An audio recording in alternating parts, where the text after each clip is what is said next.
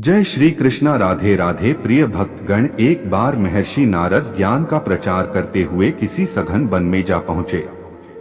वहां उन्होंने एक बहुत बड़ा घनी छाया वाला सेमर का वृक्ष देखा और उसकी छाया में विश्राम करने के लिए ठहर गए। नारद जी को उसकी शीतल छाया में आराम करके बड़ा आनंद हुआ। वे उसके वैभव की भूरी भूरी प्रशंसा करने लगे। उन्होंने उससे पूछा कि वृक्षराज, तुम्हारा इतना बड़ा वैभव किस प्रकार सुस्थिर रहता है? पवन तुम्हें गिराती क्यों नहीं? सेमर के वृक्ष ने हंसते हुए ऋषि के प्रश्न का उत्तर दिया कि भगवान, बेचारे पवन की कोई सामर्थ्य नहीं कि वह मेरा बाल भी बांका कर सके। वह मुझे किसी प्रकार गिरा नहीं सकता। नारद जी को लगा कि सेमर का वृक्ष अभिमान के नशे में ऐसे वचन बोल रहा है। उन्हें यह उचित प्रतीत न हुआ और झुंझलाते हुए सुरलोक को चले गए। सुरपुर में जाकर नारद जी ने पवन से कहा, अमुक वृक्ष अभिमान पूर्वक दर्प वचन बोलता हुआ आपकी निंदा करता है, सो उसका अभिमान दूर करना चाहिए। पवन को अपनी निंदा करने वाले पर बहुत क्रोध आया और वह उस वृक्ष को उखाड़ फेंकने के लिए बड़े प्रबल प्रवाह के साथ आंधी तूफान की तरह चल दिया।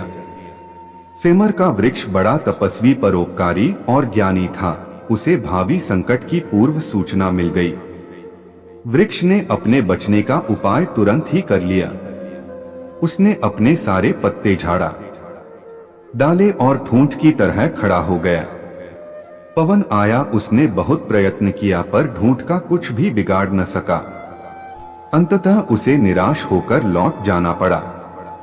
कुछ दिन पश्चात नारद जी उस वृक्ष का परिणाम देखने के लिए उसी वन में फिर पहुंचे, पर वहां उन्होंने देखा कि वृक्ष ज्यों का त्यों हरा भरा खड़ा है। नारद जी को इस पर बड़ा आश्चर्य हुआ। उन्होंने सेमर से पूछा, पवन ने सारी शक्ति के साथ तुम्हें उखाड़ने की चेष्टा की थी, पर तुम तो अभी तक ज्यों के त्यों खड़े हुए हो, इसका क्या रहस्य है? वृक्ष ने नारद जी को प्रणाम किया और नम्रता पूर्वक निवेदन किया, ऋषिराज, मेरे पास इतना वैभव है पर मैं इसके मोह में बंधा हुआ नहीं हूँ।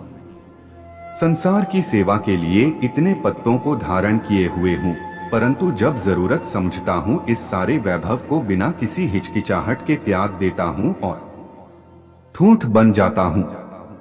मुझे वैभव का गर्व नहीं था, वरन अपने ठूंठ होने का अभिमान था। इसीलिए मैंने पवन की अपेक्षा अपनी सामर्थ्य को अधिक बताया था। आप देख रहे हैं कि उसी निर्लिप्त कर्मयोग के कारण मैं पवन की प्रचंड टक्कर सहता हुआ भी यथा पूर्व खड़ा हुआ हूँ। नारद जी समझ गए कि संसार में वैभव रखना, धनवान होना कोई बुरी बात नहीं है। इससे तो बहुत से शुभ कार्य हो सकते हैं। बुराई तो धन के अभिमान में डूब जाने और उससे मोह करने में है। यदि कोई व्यक्ति धनी होते हुए भी मन से पवित्र रहे तो वह एक प्रकार का साधु ही है। ऐसे जल में कमल की तरह निर्लिप्त रहने वाले कर्मयोगी साधु के लिए घर ही तपोभूमि है।